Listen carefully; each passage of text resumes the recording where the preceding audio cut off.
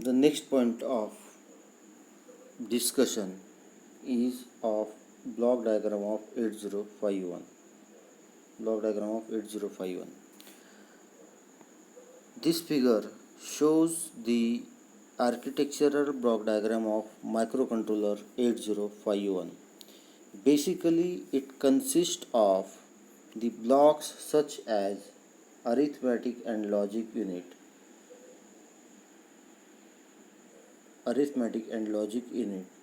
then instruction decoder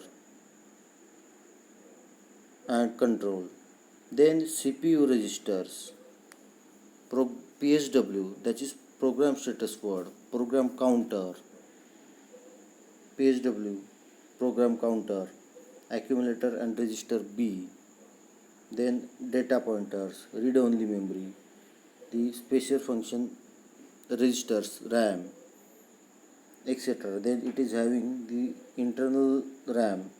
Also, it is having the different ports which is being used for I/O interfacing. So let's start with these different blocks of the 8051. So basically, the first block of 8051 is of arithmetical and logical unit, that is ALU. This arithmetical and logical unit is of 8-bit register. Arithmetical and logical unit is of 8-bit register. We already seen in the microprocessor 8085 that what is the functioning of ALU, that is arithmetical and logical unit. In arithmetical and logical unit, all the arithmetical and logical operations are performed. Then in this ALU, one of the operand of operation is stored in register A, that is accumulator. After the arithmetical and logical operations, as in microprocessor, the same thing is happened in microcontroller 8051. That is, the result is stored into A register, that is into accumulator, and it affects the PSW, that is program status word. It means our flag registers. Then the next block of 8051 is of instruction decoder and control. Basically, the instruction decoder and control are the parts of timing and control unit. When an instruction is fetched from program memory, it is loaded into instruction register, and then decoder decodes the instruction and establishes the sequence of events to be followed.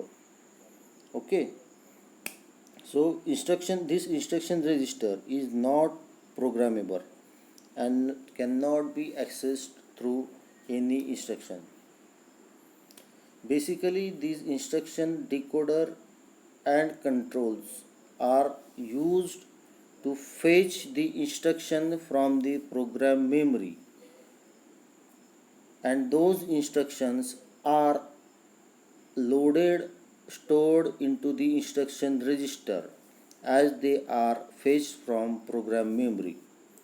Once these instruction registers are stored into the instruction register, the decoder decodes the instruction. The decoder decodes the instruction.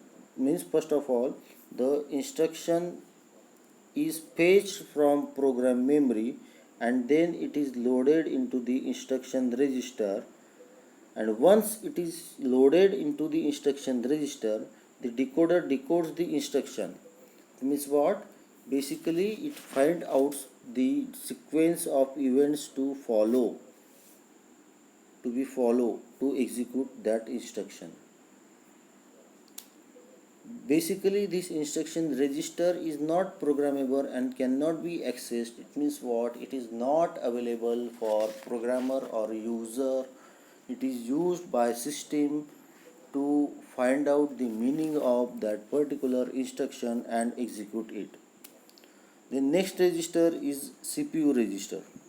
Basically, it has the 34 general purpose or working registers.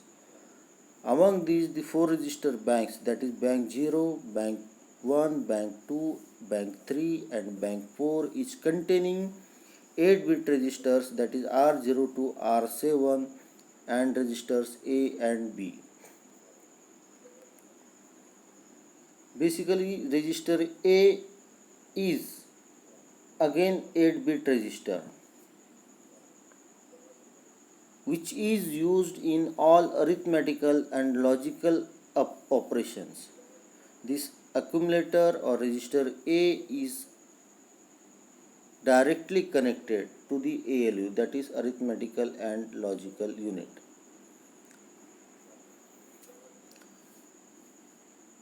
Basically, one of the operand is stored into the accumulator, and after completing that operation, that result is stored into the accumulator. We know that for arithmetic operation there are always two operands. Among these two operands, one operand is stored into the register A, and once the operation is performed, then the result is stored into again register A, that is into the accumulator.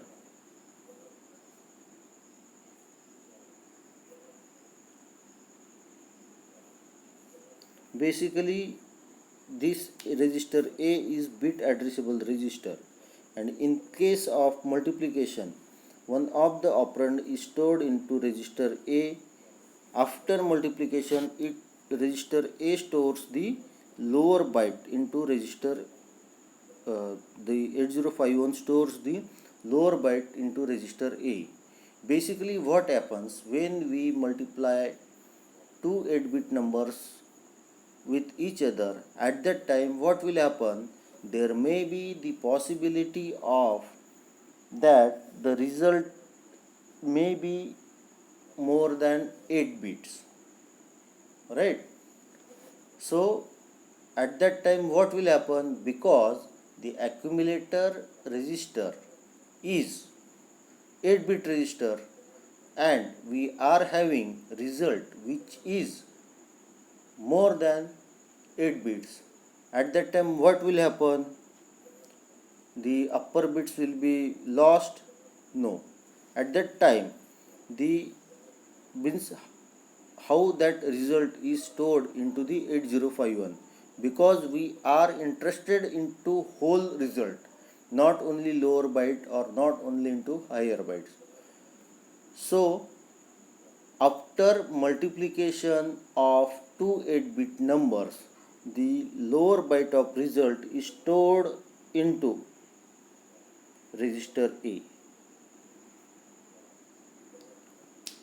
In division operation, basically register A holds the dividend. After operation, the quotient is stored into, after the division operation, the quotient is stored into the accumulator. भागाकार हा accumulator मध्ये store होईल. Division,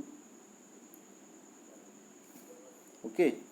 So register B, again this register B is 8-bit register which is used into the multiplication and division operation.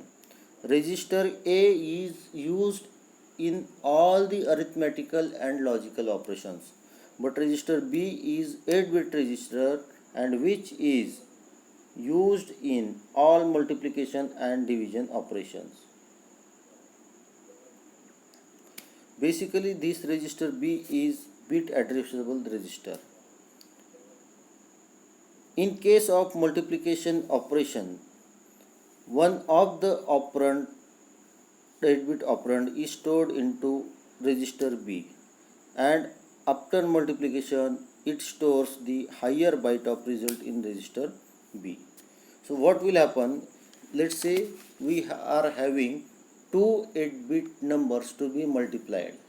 So one 8-bit number will be stored into accumulator and another number will be stored into register B. After multiplication, that result may be more than 8-bit. At that time, what will happen? The lower byte will be stored into register A and higher byte will be stored into register B. In case of division operation, basically one operand, that is dividend, will be stored into accumulator and divisor will be stored into register B. And again the division operation is having two types of outputs, that is quotient and remainder. So after performing the operation of division, the quotient is stored into accumulator and remainder is stored into register B. And for other operations, this register can be used as general purpose register.